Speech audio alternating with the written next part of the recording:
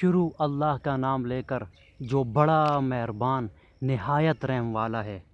اور ہم نے ان میں سے اکثروں میں عہد کا نبا نہیں دیکھا، اور ان میں اکثروں کو دیکھا تو بدکار ہی دیکھا۔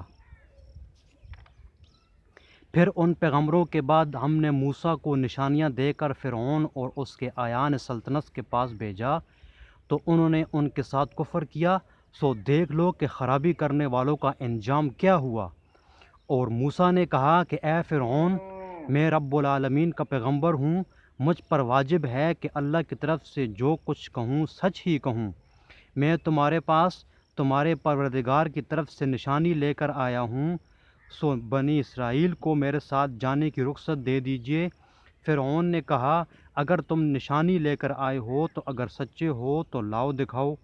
موسیٰ نے اپنی لاٹھی زمین پر ڈال دی تو وہ اسی وقت اژدھا بن گیا، اور اپنا ہاتھ باہر نکالا تو اسی دم دیکھنے والوں کی نگاہوں میں سفید براق تھا۔ تو قوم فرعون میں جو سردار تھے وہ کہنے لگے کہ یہ بڑا جادوگر ہے، اس کا ارادہ یہ ہے کہ تم کو تمہارے ملک سے نکال دے، بھلا تمہاری کیا صلاح ہے؟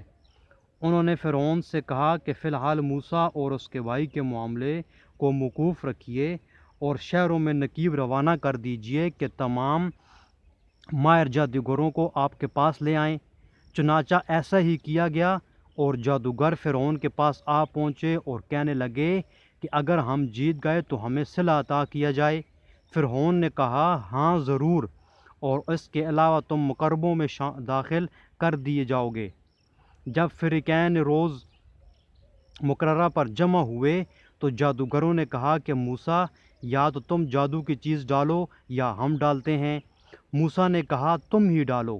جب انہوں نے جادو کی چیزیں ڈالیں تو لوگوں کی آنکھوں پر جادو کر دیا، یعنی نظر بندی کر دی، اور لاٹھیوں اور رسیوں کے سانپ بنا بنا کر انہیں ڈرا دیا، اور بہت بڑا جادو دکھایا۔ اور اس وقت ہم نے موسیٰ کی طرف وحی بھیجی کہ تم بھی اپنی لاٹھی ڈال دو، وہ فوراً سانپ بن کر جادوگروں کے بنائے ہوئے سانپوں کو ایک ایک کر کے نگل جائے گی۔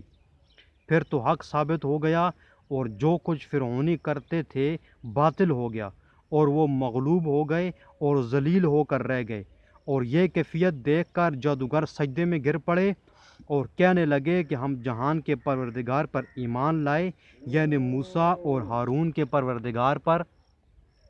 فرعون نے کہا کہ بیشتر اس کے کہ میں تمہیں اجازت دوں تم اس پر ایمان لے آئے، بے شک یہ فریب ہے جو تم نے مل کر شہر میں کیا ہے تاکہ اہل شہر کو یہاں سے نکال دو، سو عنقریب اس کا نتیجہ معلوم کر لو گے۔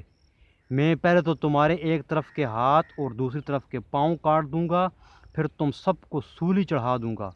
وہ بولے کہ ہم تو اپنے پروردگار کی طرف لوٹ کر جانے والے ہیں، اور اس کے سوا تجھ کو ہماری کون سی بات بری لگی کہ جب ہمارے پروردگار کی نشانیاں ہمارے پاس آ گئیں تو ہم ان پر ایمان لے آئے۔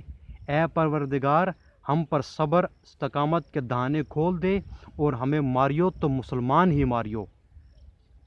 اور قوم فرعون میں جو سردار تھے کہنے لگے کیا آپ موسیٰ اور اس کی قوم کو چھوڑ دیجیے گا کہ ملک میں خرابی کریں، اور آپ سے اور آپ کے معبودوں سے دستکش ہو جائیں؟